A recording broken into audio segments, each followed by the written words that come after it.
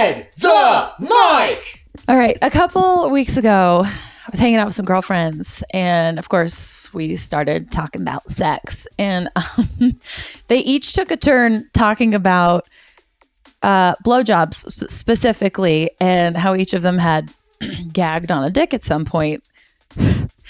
And when I didn't volunteer a story, they were like, "Wow, Kel, what's the deal? Like, everyone have a small dick?" I was like, "No, I've actually had pretty good dick karma in my life." But yeah, I did have a bout of bulimia in college, so that might have had something to do with the lack of a gag reflex. Anyway,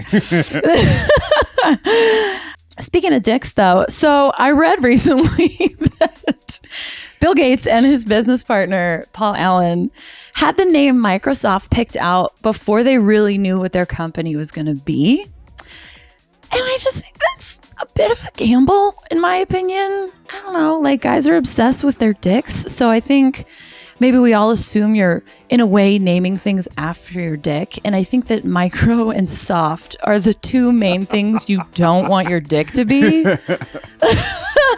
You know, like, it's kind of like naming a tutoring company Come On. Like, that's the one thing you are not supposed to do to children. Like, just saying. I was born in the 80s. I grew up in the 90s. And so I didn't have a cell phone until I think my senior year of high school is when I got it. So all of middle school and high school were a cell phone free zone for me and pretty much all my friends. And I realized that I think our locker, like, your locker was your cell phone in the 90s, you know, like, you had, you know, you open your locker and whatever picture you had there, whether it was like your besties or your celebrity crush, like, that was like your screen background on your phone. It was the equivalent of that, you know? And like, if someone wanted the dirt on you, they would try to break into your locker, you know? And so, like, trying to steal your locker combo was like trying to steal the passcode to your phone. Oh. Yeah. And like, your friends always knew that they could reach you at your locker. If nothing else, they would find you at your locker. Yeah, that's kind of a new, mostly premise for now, but there might be something there. We'll see.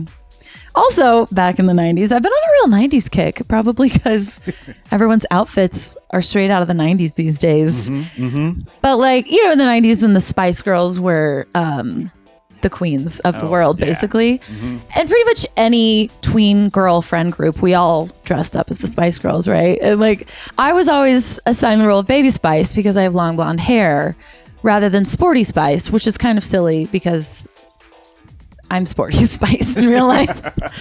But it's funny because nobody wanted to be Sporty Spice back then, even me. I think because she didn't get to dress as cute, you know? And now as an adult, I'm like, hold up.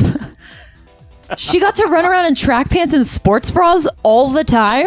Like, that's what I do all of the time. Like, and I think the other reason that nobody wanted to be Sporty Spice, like, thanks to very restricting stereotypes in the 90s, is that I think none of us were sure if she was a lesbian or not. Mm-hmm. And so if you dressed up as Sporty Spice, you were like, does that make me a lesbian?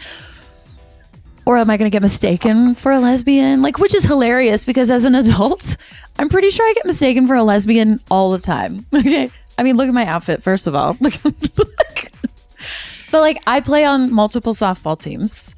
I am the proud owner of my third Subaru.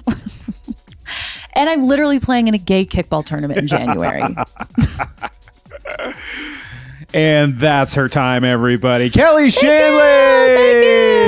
Thank you. What up, guys? It's Zeke. Thank you so much for watching the last video. And if you enjoyed it, please consider supporting my Patreon so that we can keep this thing going video after video. Y'all rip. Thanks. Shred the mic!